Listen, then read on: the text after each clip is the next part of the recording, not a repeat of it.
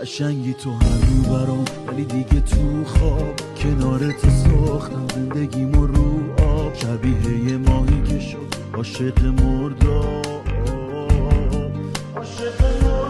منم دلم تنگ میشه ببین، منم بعد تو خوردم زمین، ولی دیگه اصلا حرفشو نزن. دیگه بذار برو پشت تو نبین، منم دلم برات تنگ میشه هنوز.